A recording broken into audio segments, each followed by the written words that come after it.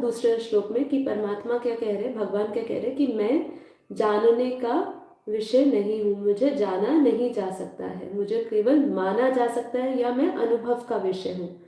ठीक है, तो सबसे पहले तो वो ये बताते हैं, फिर वो बताते, फिर अपनी धीरे धीरे अपनी विभूतियों के बारे में बताना शुरू करते हैं।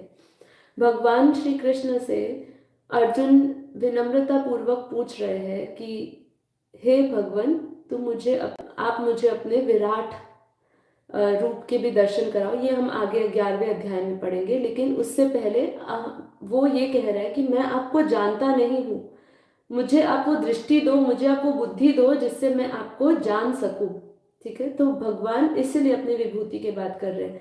और विभूतियों में पढ़ते पढ़ते हम ये समझेंगे कि परमात्मा कह रहे हैं ये भी मैं हूँ, वो भी मैं हूँ, सब कुछ मैं हूँ। तो ये सब कुछ मैं क्यों कह रहे हैं, मतलब दैवी संस्कार और असुरी संस्कार में जो भी हम देख रहे हैं वो सब वो अपने आप को ही कह रहे हैं। वो क्यों कह रहे हैं, वो इसलिए कह रहे हैं जिससे कि हमारा जो आकर्षण बना हुआ है सभी चीजों में, किसी भी चीज में, चाहे वो काम वासनाएं हो, राग द्वेष हो, इसी अध्याय के आगे 10वें अध्याय में आगे श्लोक में भगवान बोलेंगे कि मैं राग द्वेष ईर्षा जो भी तू समझ रहा है वो सब विभूतियों मैं ही हूँ। अब वो ये क्यों कहना चाह रहे हैं, वो इसलिए कहना चाह रहे हैं क्योंकि हमारा जिन जिन चीजों में आकर्षण फंसा हुआ है, जहां जहां हम आकर्षित हो रहे हैं ना, वहां से आकर्षण हमारा हटके हम जब समझेंगे कि वही परमात्मा है तो हमारा आकर्षण कहाँ चला जाएगा, उस चीज से हटके परमात्मा की तरफ चला जाएगा।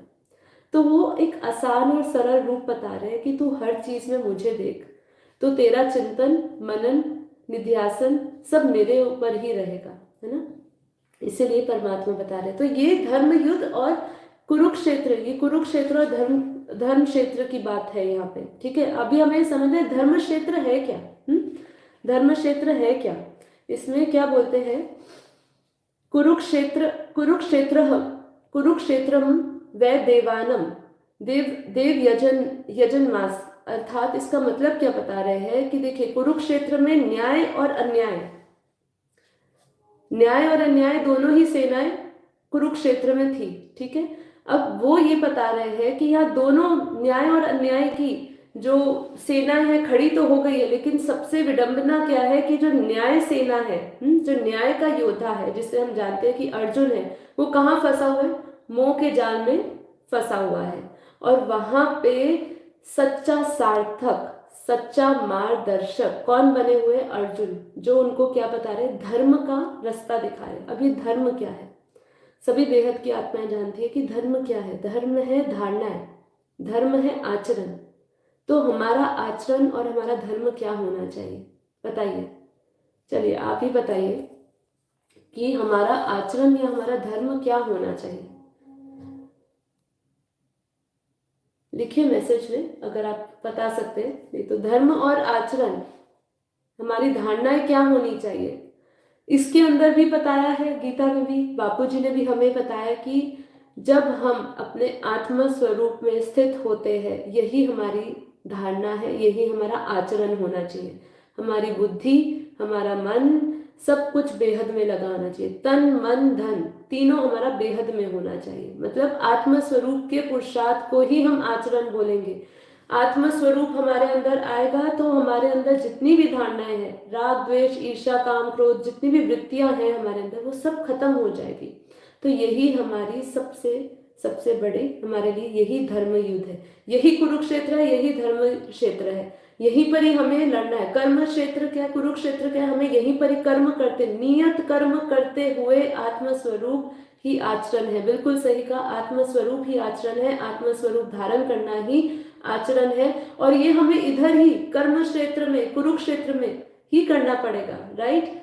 नियत कर्म करते हुए, इसीलिए भगवत गीता में क्या समझाया, कर्म संन्यास समझाया। ना कर्म बड़ा है, ना कर्म और संन्यास दोनों एक दूसरे से भिन्न नहीं है, दोनों अभिन्न है। ठीक है, ना आप कर्म किए बिना रह सकते हैं और कर्म किए बिना आप सोचो कि मैं संन्यास ले लूं, तो वो भी नहीं है। तो उन्होंने सब कुछ समझाया है, बहुत विस्तार से हमने अपने पुराने एपिसोड्स में बात करी है। ठीक है, तो ये हमें समझना है कि हमारा आचरण क्या है। यहाँ धर्म युद्ध है, ये हमारा धर्म युद्ध है, यही हमारा हमने यही करना है। क्या करना है? आत्मस्वरूप धारण करना है, ये हमारा आचरण होना चाहिए। इसको प्राप्त करने के लिए हमें जो कुछ भी करना पड़े, जो कुछ भी करना पड़े वो करे। इसमें हमारा ही परिवर्तन है, हमारी ही भलाई है। ठीक है, चलिए आगे बढ़ते हुए हम कहते हैं 10वें अध्याय पे। 10वां अध्याय,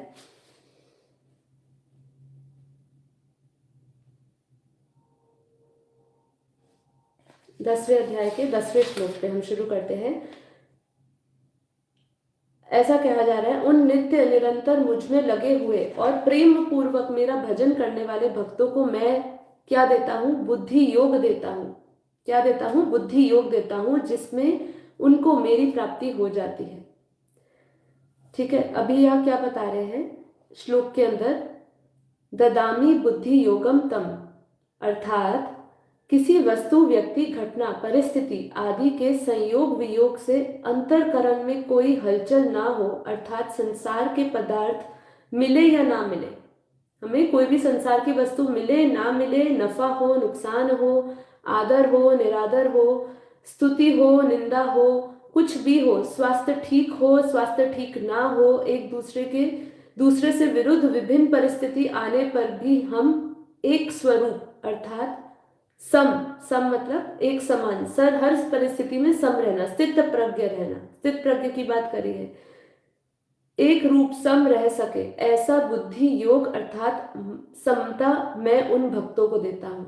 ठीक है, तो अभी हम आगे देखेंगे श्लोक लगभग 12 से 18 तक वो अपने विभूतियों की बात करते हैं। उससे पहले कृष्ण ये समझाते हैं कि मैं किस किस को ये विभूति योग देता हूँ, कैसे लोगों को देता हूँ, कैसे साधक को देता हूँ। तो यहाँ क्या बोला? ददामी बुद्धि योगम तम, कि जो सम रहता है, जो हर परिस्थिति में सम अवस्था में रहता है, एक रूप रहता है, उनको मैं क्या देता हूँ? बुद्धि योग देता हूँ। ठीक है, यहाँ भक्ति की भी बात नहीं करी, बुद्धि की बात करी। क्यों बुद्धि की बात करी? बुद्धि सबसे श्रेष्ठ है। देखिए, बुद्धि द्वारा ही हम अपने मन को नियंत्रण में ला सकते हैं। ठीक है, हम ज्ञानी आत्मा है, तो ज्ञानी आत्मा क्या? बुद्धि से ही अपने मन को, इंद्रियों को अपने वश में कर सकती है। आगे क्या कहते हैं? ददामी का तात्पर्य यह है कि बुद्धि योग को अपना नहीं मानते, प्रस्तुत भगवान का दिया हुआ ही मानते हैं। इसलिए बुद्धि योग लेकर उनमें उनको अपने में कोई विशेषता नहीं मालूम होती। देखिए, इसमें विशेषता अपने में क्यों नहीं मालूम होती? वो सब कुछ जो भी बुद्धि मिली है, देखिए हम क्या कहते हैं, ज्ञान हमें कहाँ से मिला है? बेहद के दादाजी से मिला है। जब हम इस चीज को स्वीकार करते हैं, सबसे पहले क्या होता है? हमारे अंदर अहम नहीं आता है, हमारे अंदर विकार नहीं आते हैं।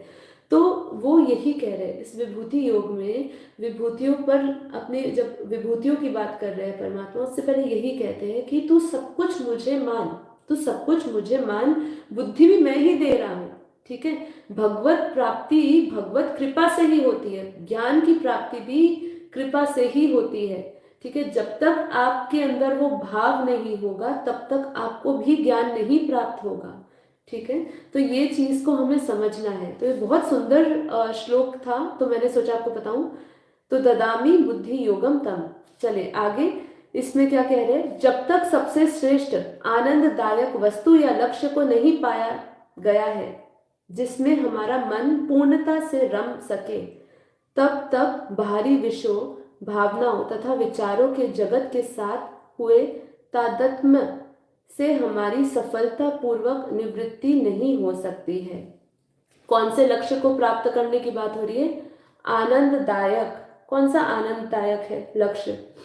कौन सा आनंददायक लक्ष्य है? क्या अभी तक हमें आनंद मिला?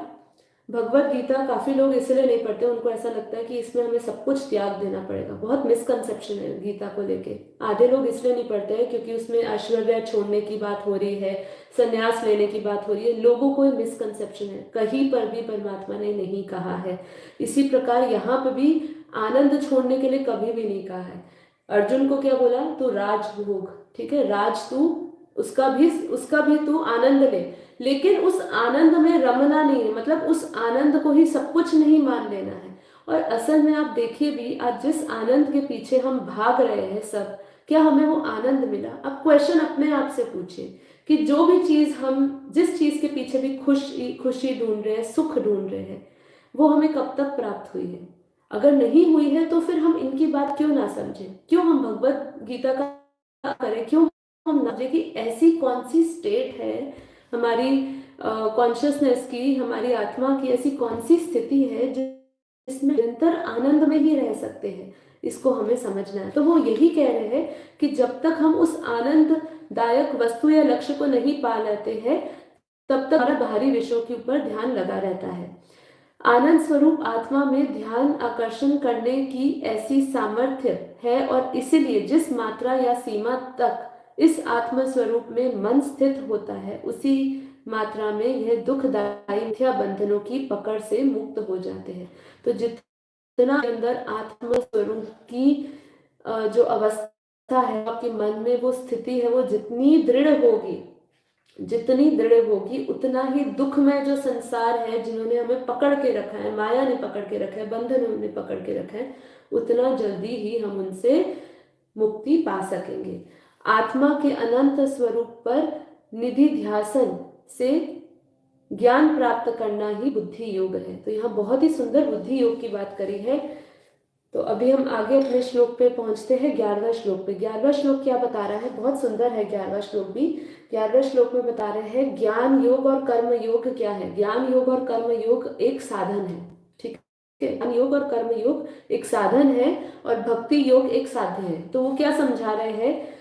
कर्म योग तथा ज्ञान योग दोनों साधन है और भक्ति योग साध्य है। तथापि भगवान अपने भक्तों को कर्म योग भी दे देते हैं, ठीक है, ये अभी हमने बात की, और ज्ञान योग भी दे देते हैं। तो ज्ञान योग हमने पढ़ा अभी, बुद्धि योग, जिसमें बताया ददामी बुद्धि योगम तम, ठीक है। ज्ञान दीपे भास्वतः, इसका मतलब क्या बताया कि परमात्मा दोनों देते हैं, ज्ञान योग भी देते हैं और कर्म योग भी सिखा रहे हैं। और उसकी अपरा परा शक्ति, दोनों प्रकृति भगवान की ही है, इसलिए भगवान कृपा करके अपने भक्तों को अपरा की प्रधानता से, अपरा पता है ना, हमने ज्ञान विज्ञान अध्याय में पढ़ा था, जो 7वां अध्याय है, उसमें हमने पढ़ा था कि परा और अपरा शक्ति क्या है। परमात्मा की, भगवान की दो प्रकृति है, जिसके अंदर जो परा शक्ति है वो चेतन शक्ति है, आत्मा की शक्ति है, और अपरा शक्ति इंद्रियों की शक्ति है, ठीक है। तो इसमें क्या बता रहे हैं? भगवान कृपा करके अपने भक्तों को अपरा की प्रधानता से होने वाले कर्म योग और परा की प्रधानता से होने वाले ज्ञान योग दोनों प्रदान करते हैं। तो परमात्मा दोनों प्रदान करते हैं, पराशक्ति भी प्रदान करते हैं, अपराशक्ति। अतः कर्म योग का पापनीय तत्व प्रापनीय तत्व निष्काम भाव है। तो कर्म योग से क्या होता है? निष्काम भाव प्राप्त होता है। और ज्ञान योग से क्या होता है? स्वरूप बोध दोनों ही सुगमता से प्राप्त हो जाते हैं। तो क्या बोला इसमें? ज्ञान योग और कर्म योग दोनों एक साधन है, भक्ति योग एक साध्य है, ठीक है। और क्या बताया है कि परमात्मा अपनी परा अपरा शक्ति दोनों देते हैं। और जो कर्म योग है वो क्या सिखाता है? उसका प्रापनीय तत्व क्या है? उसका प्रापनीय तत्व है निष्काम भाव। और ज्ञान योग का प्रापनीय तत्व है स्वरूप बोध। तो स्वरूप बोध होता है। कर्म योग प्राप्त होने पर भक्त द्वारा संसार का उपकार होता है, और ज्ञान योग प्राप्त होने से भक्त का देह अभिमान दूर हो जाता है। तो यहाँ हम क्या सीख रहे हैं? ज्ञान, देह अभिमान को खत्म करना, अपने निरंतर नित्य ऐसे कर्म करते रहना जिससे हम संसार का भी कल्याण करें, और क्या कर रहे हैं? साथ ही साथ ज्ञान योग से स्वरूप का बोध होने पे हम क्या कर रहे हैं? देह अभिमान से दूर हो रहे हैं। जो देह की, जो हमें ये जो हमें देह अभिमान है, जो अहंकार है, उससे हम दूर हो रहे हैं। तो किससे होगा? ज्ञान योग से होगा। चलिए आगे हम पढ़ते हैं कि परमात्मा, अब विभूति योग, अब जो विभूति योग में जो अब है अर्जुन उवाच शुरू होता है 12वें से 18वें श्लोक तक, ठीक है। 12वें से 18वें श्लोक तक अर्जुन क्या कह रहे हैं कि हे परम ब्रह्म, हे परम धाम, हे महान पवित्र आत्मा, आप शाश्वत दिव्य पुरुष है, आदि है, अजन्मा है, सर्वव्यापक है। ऐसे आपको सब के सब ऋषि, देव ऋषि, नारद, असित, देवल अर्थात व्यास कहते हैं कि स्वयं मेरे प्रति कहते हैं। वो क्या कह रहे हैं कि आप ये सब कुछ है। क्या है? पर ब्रह्म, परम धाम, पवित्र, परम भवान। भगवान क्या कह रहे हैं कि निर्गुण निराकार के लिए आप पर ब्रह्म हो। जो आपको निर्गुण और निराकार मानता है वो उनके लिए आप पर ब्रह्म हो। जो आपके सगुण और निराकार के रूप को मानता है उनके लिए आप परम धाम हो। और जो आप सगुण और साकार रूप में जो आपको मानता है उनके लिए आप पवित्र परम पुरुष हो। ठीक है, तो आप मुझे अपना करिए। वो बार बार यही कह रहे हैं कि आप ऋषि, देव ऋषि, नारद, सभी आप हैं, लेकिन मैं ये जानता हूँ, मैं सत्य मानता हूँ। क्या कह रहे हैं आगे 14 श्लोक में क्या कह रहे हैं कि मैं ये सब सत्य मानता हूँ। आपके प्रकट होने को ना देवता जान सकते हैं ना दानव जान सकते हैं, ये मैं जानता हूँ, ये अर्जुन कह रहे हैं। तो भगवान अपनी शक्तियों से कोई नहीं, भगवान को अपनी शक्तियों से कोई नहीं जान सकता। प्रस्तुत भगवान की कृपा से ही जाना जा सकता है। भगवान के वहां बुद्धि के चमत्कार अथवा विविध प्रकार नहीं चल सकती है। यहाँ भगवान को जानने के लिए सिद्धियां नहीं चाहिए। हमने ये चमत्कार कर दिया, भगवान को जान लिया। साक्षात्कार से, ये तो साक्षात्कार बाद में करा है, पर चमत्कार से परमात्मा को नहीं जाना जा सकता है। यहाँ पे ये बात हो रही है। ठीक है, भगवान को कैसे जाना जा सकता है? ज्ञान योग और कर्म योग द्वारा जाना जा सकता है। देवताओं की दिव्य शक्तियां तथा दानवों की माया शक्तियां ही विलक्षण होने पर भी भगवान के सामने कुंठित हो जाती है, मतलब किसी काम की नहीं हो जाती है। ठीक है, तो अब आगे क्या कह रहे हैं? आगे के श्लोक में हम पढ़ते हैं कि हे श्लोक नंबर 17, हे योगिनम, निरंतर सांगोपांग चिंतन करता हुआ मैं उसको कैसे जानूं? अब वो भगवान से पूछ रहे हैं कि भगवान मैं आपको कैसे जानूं? आपकी विभूतियों का विस्तार पूर्वक संपूर्णता से मुझे कहिए।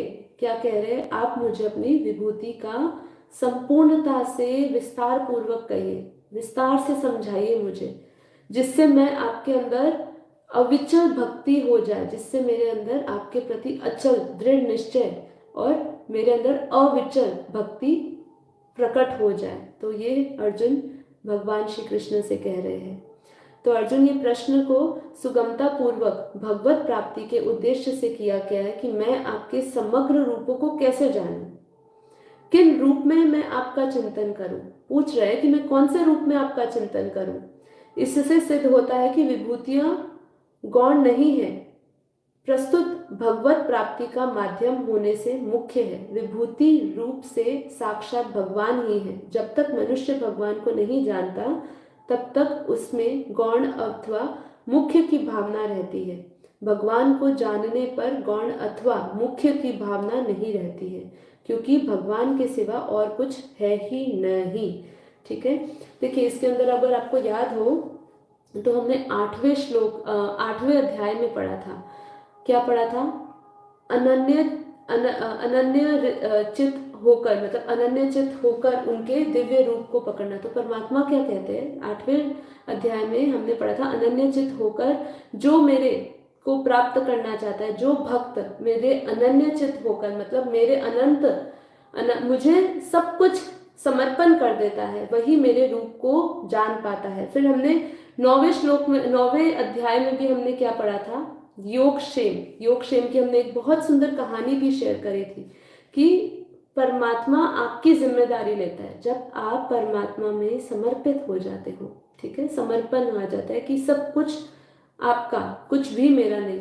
तो क्या हो जाता है? तो परमात्मा योगक्षेम का अर्थ हमने यही समझा था कि परमात्मा आपकी जिम्मेदारी लेता है।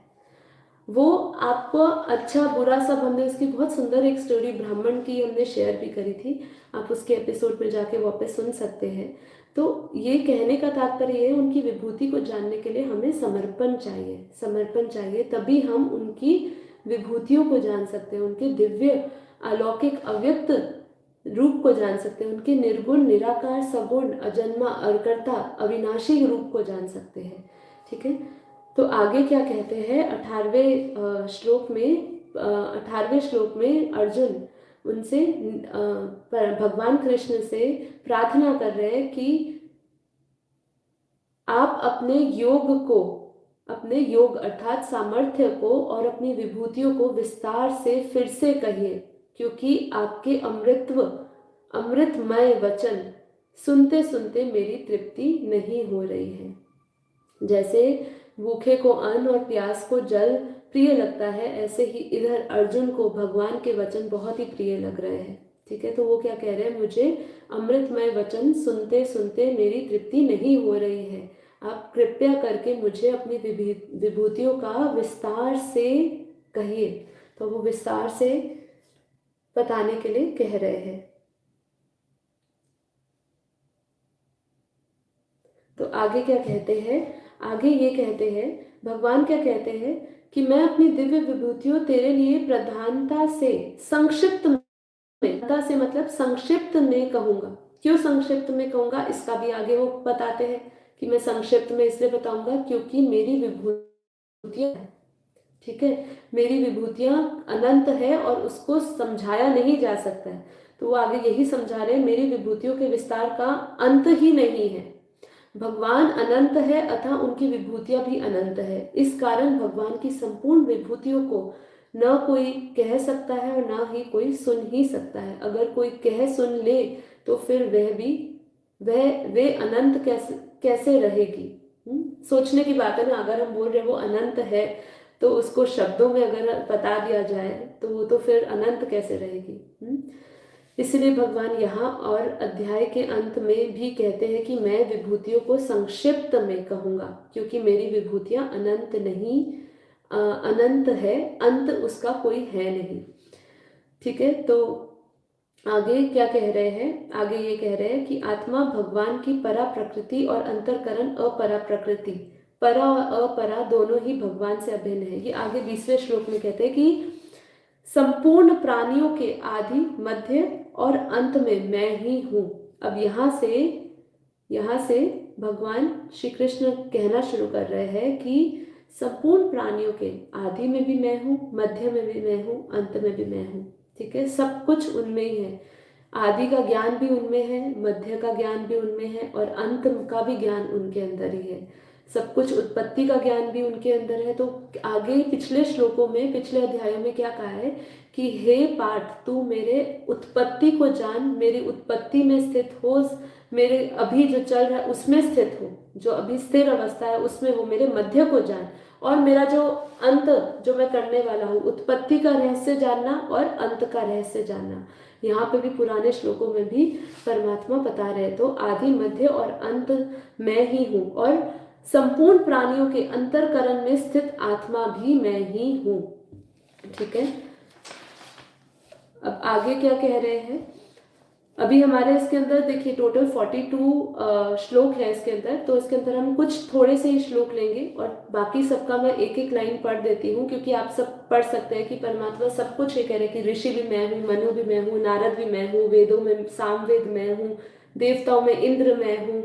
तो ये हम सब जानते हैं उनकी विभूतियों को। जब आगे हम पढ़ेंगे इनके विश्व रूप को तो हमने उनके विश्व रूप में भी देखा कि असुर, राक्षस, दानव, सब कुछ, गंधर्व, सब कुछ उनके अंदर समाया हुआ है। राइट, तो इसलिए बहुत ज्यादा हम इसको गहराई में नहीं लेकर जाएंगे। कुछ श्लोक में हम जो वो अपनी विभूतियों का वर्णन कर रहे हैं वो हम करेंगे, बाकी सब मैं थोड़ा थोड़ा आपको बता देती हूँ।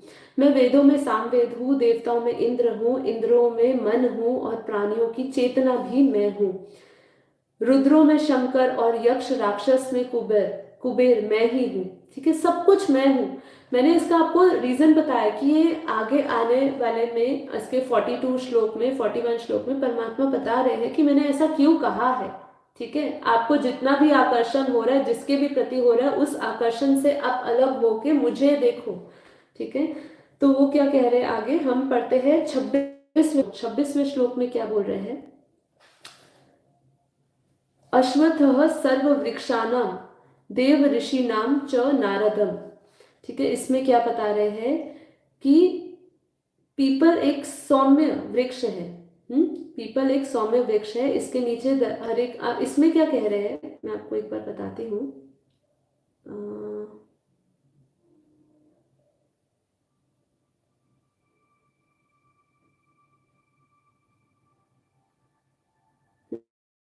यहाँ पे वो ये कह रहे हैं कि संपूर्ण वृक्षों में जो पीपल है, जिसको अश्वत्थ अश्वत्थ भी कहते हैं, तो वो कह रहे हैं कि वो मैं हूँ। क्यों कह रहे हैं? क्योंकि पीपल एक सौम्य वृक्ष माना जाता है। इसके नीचे अगर आप कोई भी पेड़ लगा देना तो वो पेड़ भी लगता है। तो यहाँ पहाड़, मकान की दीवार, छत आदि कठोर जगह पर भी ये पैदा हो जाता है। आप सबको पता होगा, ठीक है। तो पीपल वृक्ष की पूजा की भी बड़ी महिमा है। तो आयुर्वेद में बहुत से रोगों का नाश करने की शक्ति भी पीपल वृक्ष में बताई गई है। इन सब दृष्टि से भगवान ने पीपल को अपनी विभूति बताई है। देखिए, अगर हम आगे पढ़ेंगे कि हम कोई भी उनकी शक्ति ले ले, चाहे हम देवी शक्तियों में भी जो सबसे श्रेष्ठ है, ठीक है, जो सबसे जिसके अंदर सबसे ज्यादा गुणी है, उनको परमात्मा ने, भगवान कृष्ण ने अपनी विभूति कही है। तो उसमें पीपल को क्यों कहा है? क्योंकि वो एक सौम्य वृक्ष है, ठीक है। आगे वो क्या कह रहे हैं कि देव ऋषि भी कई हुए, देव ऋषि हुए, और नारद भी कई है, लेकिन देव ऋषि नारद एक ही है। ये भगवान के मन के अनुसार चलते हैं और भगवान को जैसी लीला करनी होती है वो पहले से ही उसकी भूमिका तैयार कर देते हैं। इसलिए नारद जी को भगवान का मन कहा गया है। वे सदा वीणा लेकर भगवान के गुण गाते रहते हैं। इसलिए वाल्मीकि और व्यास जी का उपदेश देकर भी उनको रामायण और भगवत जैसे ग्रंथों के लेखन कार्य में प्रवृत्त कराने वाले भी नारद जी हैं। इसलिए वो क्या कहते हैं कि नारद जी भी मेरी ही विभूति बताई है। आगे, सिद्ध दो तरह के होते हैं। एक तो साधन करके सिद्ध बनते हैं और दूसरे जन्मजात से सिद्ध होते हैं। तो जो कपिल जी जन्मजात से सिद्ध थे और इनको आदि सिद्धि कहा जाता है। तो यहाँ पे जो कपिल मुनि हुए उनको भी अपनी विभूति बताई है। आगे का श्लोक हम पढ़ते हैं जो बहुत ही इंपॉर्टेंट है, ठीक है। 29 श्लोक में क्या कह रहे हैं? नागों में मैं अनंत अर्थात शेष नाग हूं। क्या?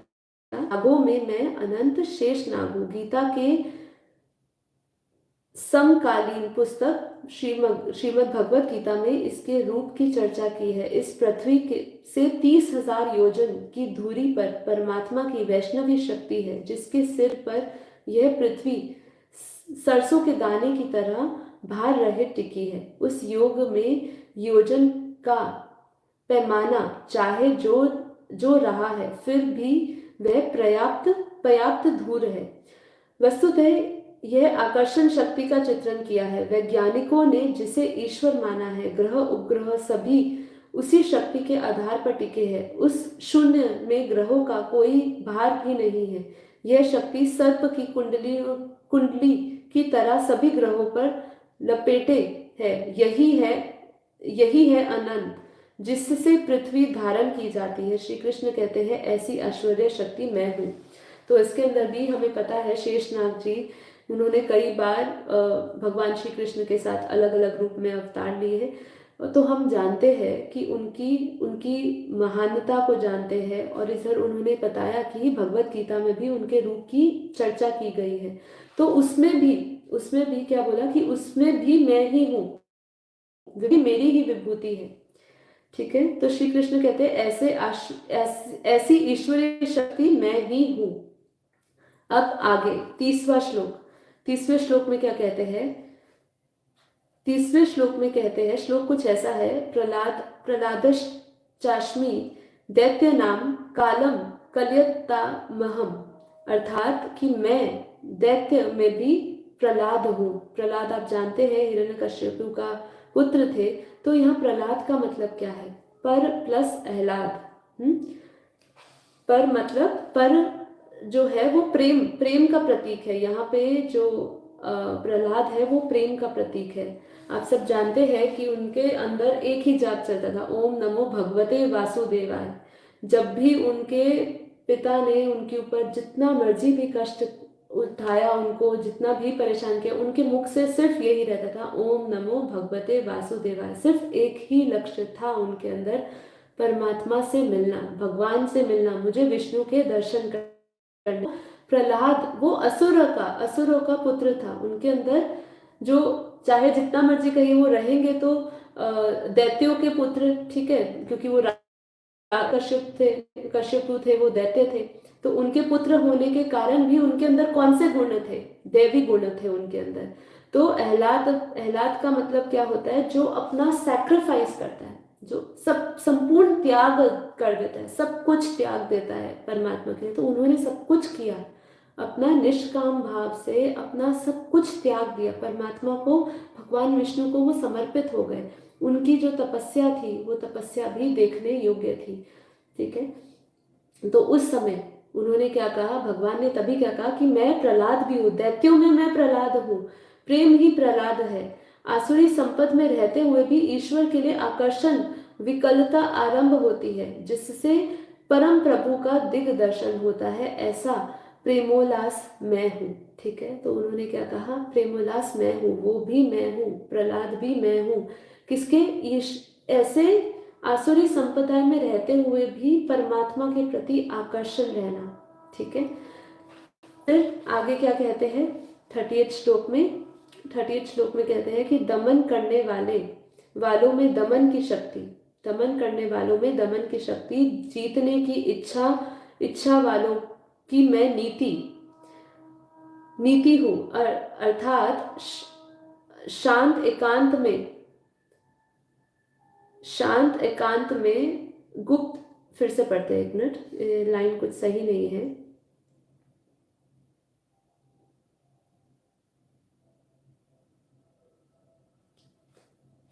एक मिनट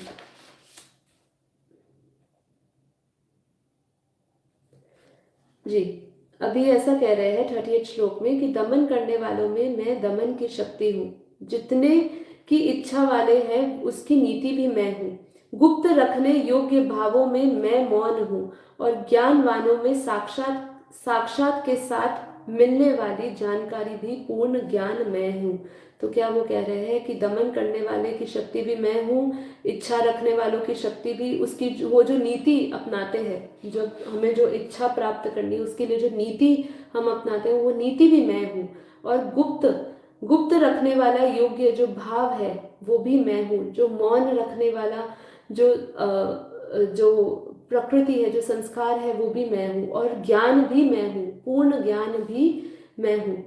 तो अभी हम इसका निष्कर्ष समझते हैं कि ये क्या कहना चाह रहे हैं कि मैं सबकी उत्पत्ति का कारण हूँ, ऐसा जो श्रद्धा से जान लेता है वह अनन्य भाव से मेरा चिंतन करता है, निरंतर मुझ में मन बुद्धि और प्राणों से लगने वाला होता है, आपस में मेरे गुण चिंतन और मुझ में रमण रहता है। उन निरंतर मुझसे संयुक्त हुए पुरुषों में मैं योग में प्रवेश कराने वाली बुद्धि प्रदान करता हूँ। ये मैं सारांश पढ़ रही हूँ आपको कि अब तक उन्होंने क्या किया? मैं बुद्धि भी प्रदान करता हूँ, जो निरंतर मन बुद्धि और प्राण मुझ में लगाते हैं। ठीक है, मैं उनको गुण भी देता हूँ, उनके गुण चिंतन मुझ में रमण रहते हैं, तो मैं उनको दिव्य बुद्धि देता हूँ। तो अर्जुन आत्म भावस्त उनकी आत्मा में जागृत होकर खड़ा हो जा, और उनके हृदय में अज्ञान से उत्पन्न अंधकार को ज्ञान रूपी दीपक से नष्ट करता रहे। अर्जुन ने प्रश्न किया कि भगवान आप परम पवित्र सनातन दिव्य अनादि सर्वत्र व्याप है, ऐसे महर्षि गण कहते हैं, तथा वर्तमान में देवर्षि नारद देवल व्यास और आप भी वही कहते हैं। यह सत्य भी है, और आपको न देवता जानते हैं न दानव जानते हैं, स्वयं आप जिसे जना दे वही जान पाता है। मतलब आप जिसको चाहते हो कि मुझे वो जान पाए, जान सके, उस वही आपको जान पाता है। जब अगर हमें उसकी कृपा होती है कि हम उनको जान पाए, तो ही हम जान पाते हैं। आप विभूतियों को कहने में समर्थ हो। ठीक है, तो आगे क्या कह रहे हैं? आगे एक बहुत ही सुंदर चीज है 41 श्लोक में ऐसा कह रहे हैं कि संसार की सत्ता महत्ता और संबंध ही मनुष्य को बांधने वाला है। क्या बांधने वाला है? उसकी सत्ता महत्व और संबंध। ये हमने पुराने अध्यायों में भी पढ़ा है कि हमें हमारी सत्ता बांधती है, हमारा अहम बांधता है, हमें संबंध बांधने वाला है। इसलिए पहले कही गई विभूतियों के सिवाय भी साधक को स्वतः जिसमें व्यक्तिगत आकर्षण दिखता हो, वहां वह भगवान की विशेषता देखे। अब यहाँ हमें क्या सिखा रहे हैं, बहुत बहुत ही इम्पोर्टेंट है। आप कर्म योगी जीवन जीना चाहते हैं, आप चाहते हैं कि मैं ज्ञान योगी बनूं, हाँ, ज्ञान स्वरूप बनूं, तो उसके लिए क्या परमात्मा यहाँ पे भगवान कृष्ण एक उपाय दे रहे हैं कि यहाँ पे जितनी भी विभूतियों की बात करी, जितनी भी विभूतियों की बात करी, इन विभूतियों के सिवा भी, इन विभूतियों के सिवा भी क्या कहा गया है, इसलिए पहले की गई विभूतियों के सिवाय भी साधक को जहां जहां व्यक्तिगत आकर्षण रहता है वहां वहां वह भगवान की विशेषता को देखे। इससे यहाँ, इससे वहां उसकी भोग बुद्धि न होकर भगवत बुद्धि हो जाएगी, तो उसके अंतरकरण में भगवान की सत्ता, महत्ता और उनसे संबंध हो जाएगा। तो कितना सुंदर कहा कि परमात्मा हमें क्या चीज बांधती है, सत्ता, महत्ता और बंधन और संबंध, ये हमें बांधते हैं। अब वो क्या कह रहे हैं कि आप अपना जितना भी हमें आकर्षण हो रहा है, जहां पर भी हमारा विषय विकार जा रहा है, उधर परमात्मा को देखो, उसकी विभूतियों को देखो। जब हम परमात्मा को देखते हैं तो जो भोग बुद्धि है, जो निरंतर भोग में, भोग विलास में लगी रहती है, जहां पर सुख मिले, जहां आनंद मिले, उसमें पड़ी रहती है। आनंद और सुख भी कहाँ ढूंढ रही है, संसार में ढूंढ रही है। तो वो जहां जहां ढूंढ रही है वो हटके कहाँ चली जाएगी, भगवान, भगवत बुद्धि में चली जाएगी।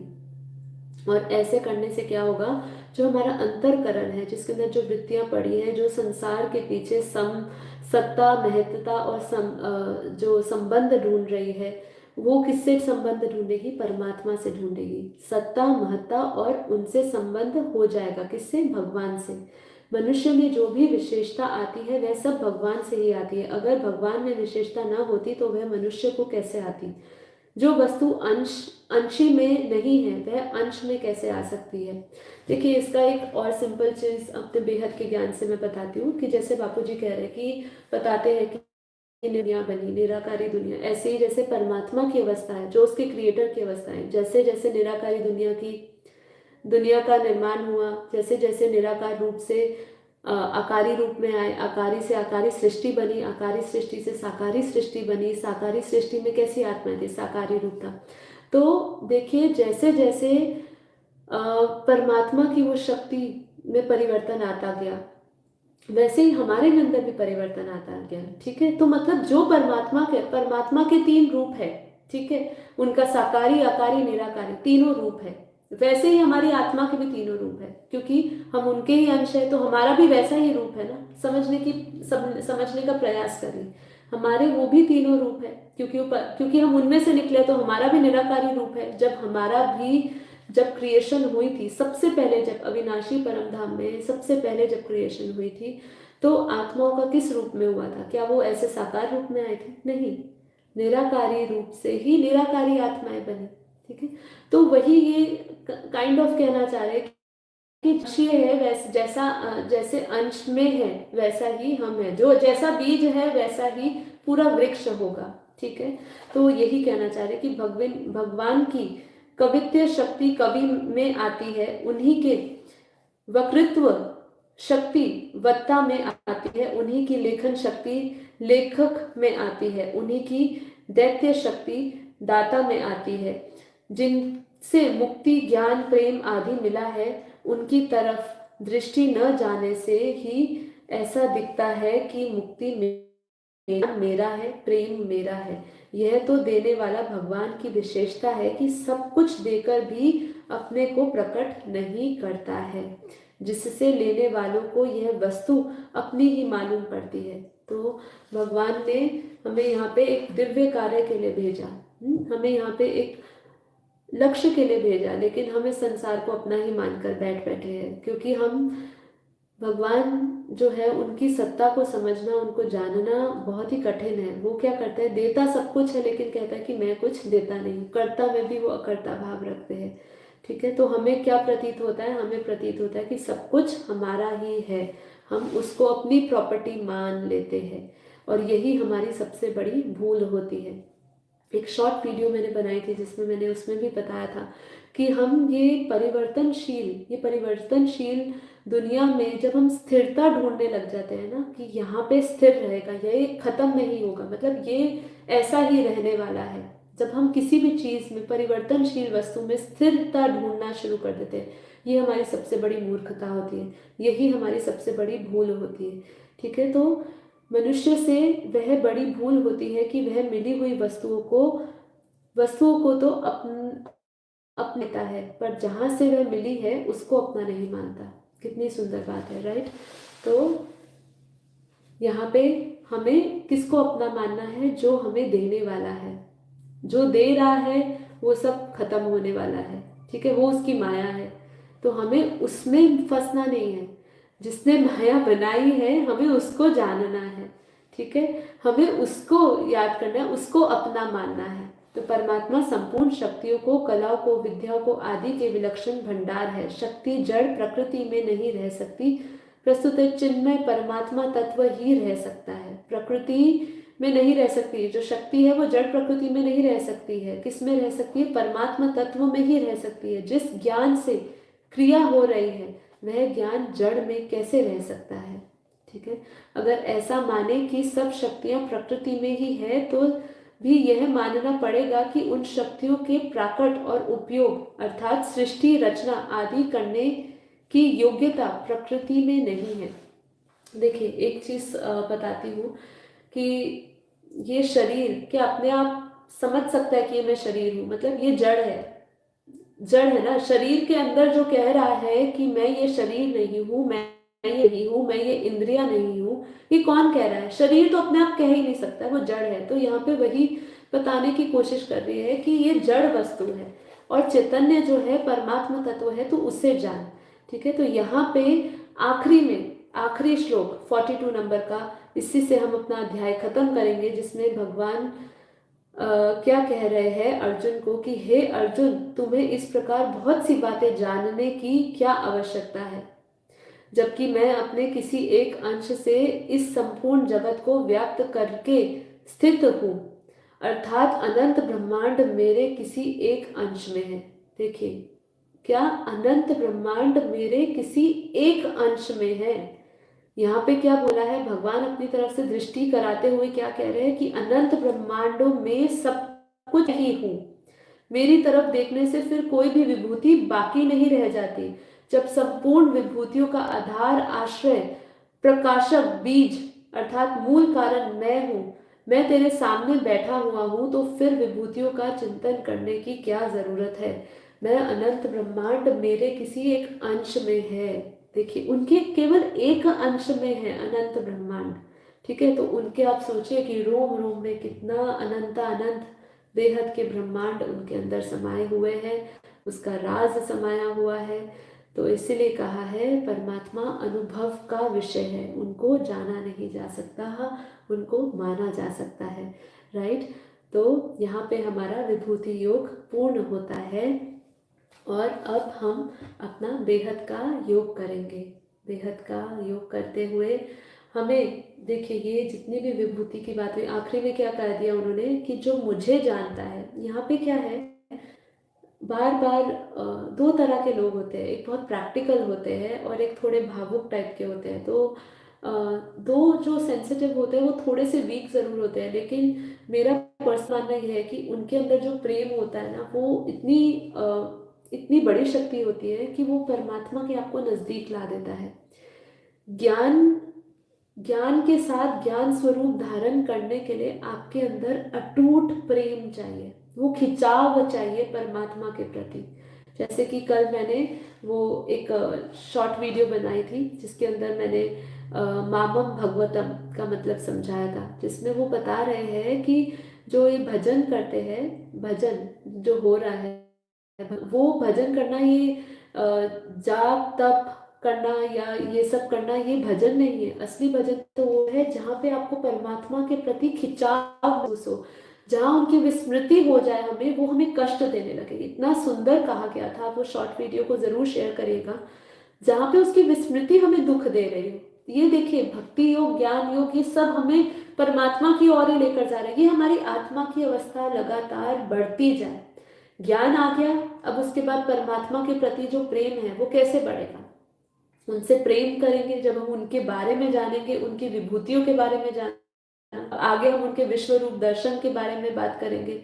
तो हम धीरे धीरे क्या परमात्मा के नजदीक आ रहे हैं, उनको पाने के नजदीक आ रहे हैं। तो वो बहुत जरूरी है। ज्ञान को धारण करना, जैसे कि मैंने स्टार्टिंग में बोला, ये धर्म युद्ध है। ठीक है, धारणाएं आचरण करते हुए हम क्या प्राप्त करेंगे? धीरे धीरे जब हमारे अंदर धारणाएं आएगी, हम जब आचरण, सही आचरण पर चलना शुरू करेंगे, बेहद के आचरणों पे चलना शुरू करेंगे, तो हमारी कैसी अवस्था बनेगी? हम ब्रह्म समान बनते जाएंगे और फिर वो समय आएगा कि हम उस ब्रह्म में ही लीन हो जाएंगे। हमारा नित्य निरंतर हर एक कर्म ब्रह्मलीन अवस्था में होगा। ये बहुत ही बाद की अवस्था